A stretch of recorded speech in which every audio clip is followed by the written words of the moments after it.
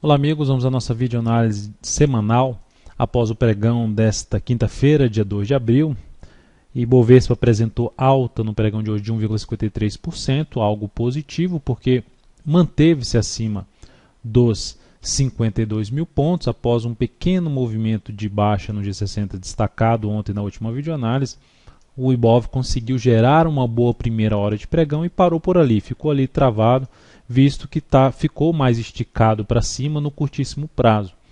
Então favorece o que? Uma correção, uma movimentação para baixo, aí pelo menos de 1 a 2 pregões, seria algo interessante para voltar a aparecer oportunidades na ponta compradora com a melhor relação risco-ganho, não necessariamente mais para day trade, dentro do que eu mencionei ontem, possibilidade de day trade em TUB4, BBSE3, alguns ativos eu cheguei a destacar ontem na última videoanálise, nesse tipo de entrada aqui, a PETR4, nesse tipo de entrada aqui na superação da máxima dessa pequena correção no G60, tentando pegar só o movimento de alta aqui do G60, encerrando aí no pregão de hoje mesmo a posição.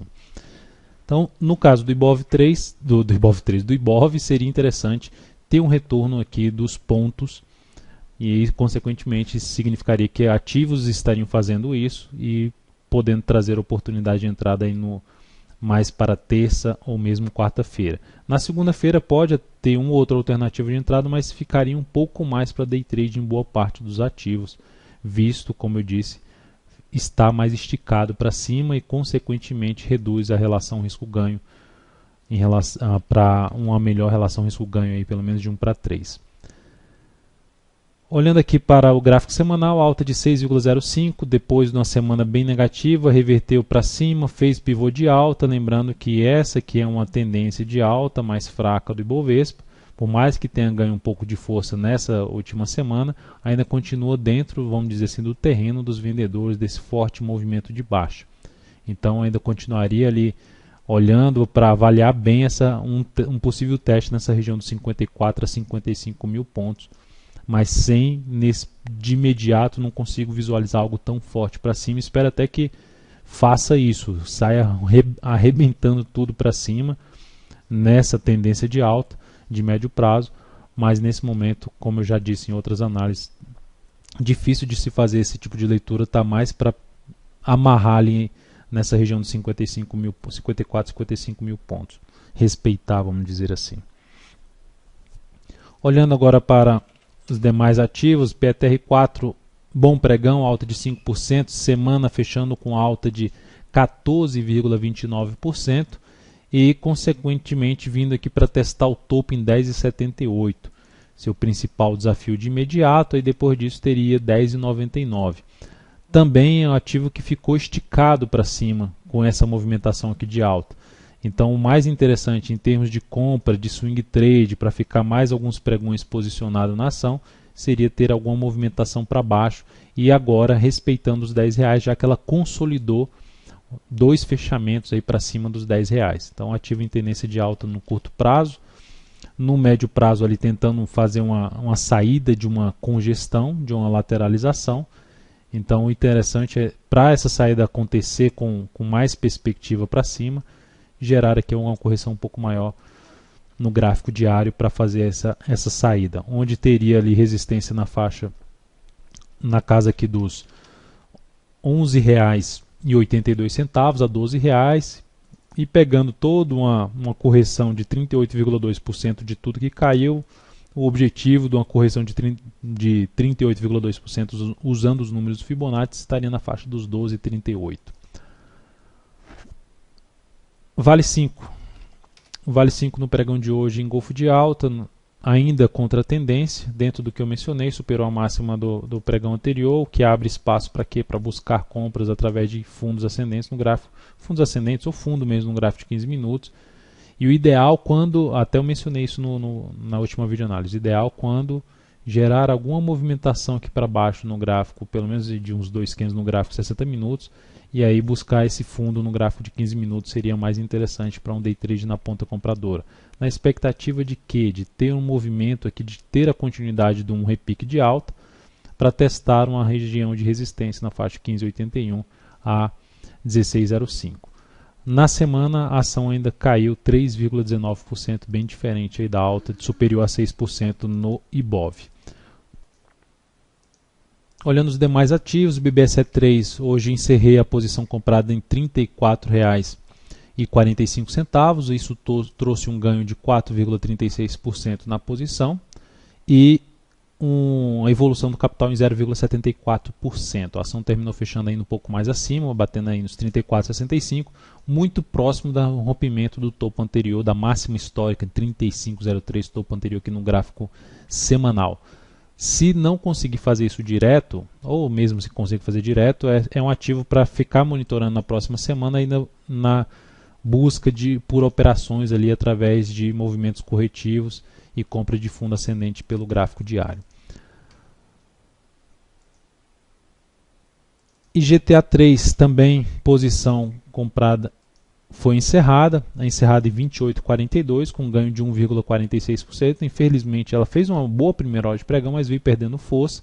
Aí depois de ter perdido a primeira hora de pregão, avaliei o retorno do preço e optei pela saída em 28,42 com um ganho de 1,46% e um acréscimo no capital de 0,26%, capital total.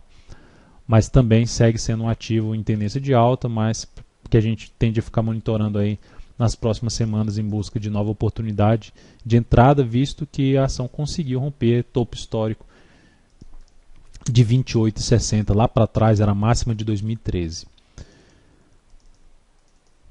E a outra, CEL3. Infelizmente a CEL3 hoje aprontou, na primeira hora de pregão foi muito forte para baixo. Eu já tinha mencionado que traria a chance de trabalhar com stop ali abaixo dos 46,09 ou 45,99 ali no vídeo chat, ou mesmo no ponto de entrada. A ação vai e dá uma pancada dessa na primeira hora de pregão, 2,29%, e o pior que foi, deu a pancada e parou. Se eu jogar num gráfico de 15, deu a pancada e parou.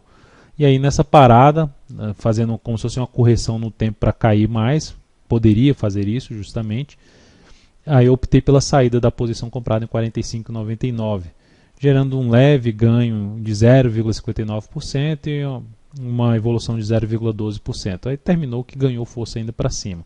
O fato é que está em tendência de alta, de maneira geral, e uma lateralização aqui um pouco maior, pelo menos nos dois primeiros pregões, reforçaria um pouco mais a chance de voltar a uma possível compra na CEL3 aí, com stop um pouco mais curto na próxima semana.